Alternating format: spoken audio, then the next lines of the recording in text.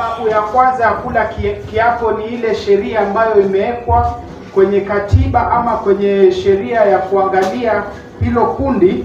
Tunapata kuwa kuna ulazima wa mtu kula kiapo kabla kuchukua wadhifa ama ofisi hiyo. Sababu ya pili ya kuchukua hicho kiapo ni kuwa katika hali ya binadamu tunapata kuwa mtu akichukua kiapo ile nafsi huwa inamhukumu. Kwa hivyo kupitia kuhukumika kwa ile nafsi anaweza kuzuiliwa kupitia kiapo hicho kufanya mambo ambayo yatakuwa yanaenda kando na kiapo hicho. Tuko pamoja mpaka hapo? Amen. Sababu ya tatu ambayo ni ya mwisho ni kuwa mtu akila hicho kiapo akionekana kuwa amekinzana ama amekipinga, anaweza kutumia hicho kiapo hicho kutolewa ile nafasi ambayo alikuwa amepewa. Yaani kiufupi, kisheria unapata kuwa kiapo kina maana, sababu kinaweza kutumiwa kushurutisha kukutoa kwenye ile nafasi ambayo umepewa, na kwa hivyo kutokana na sheria tunapata kuwa kuna ile kizungu tutaita penalty. Bwana Yesu asifiwe.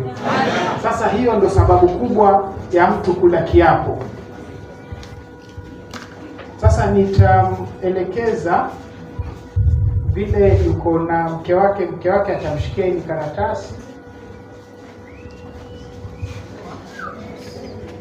Sasa utarejelea maneno haya polepole baada ya mimi. Sawa. Sema mimi. Majina yako? Kennedy Chikoja Mwambao. Na hapa kwa dhati kwamba nitatekeleza majukumu yangu kwa uaminifu, uadilifu na usiri mkubwa zaidi.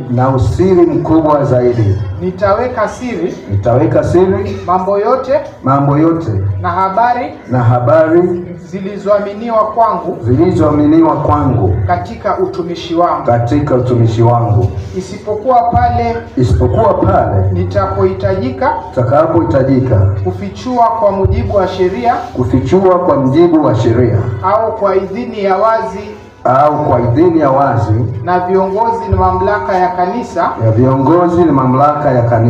Sitofichua taarifa yoyote ya siri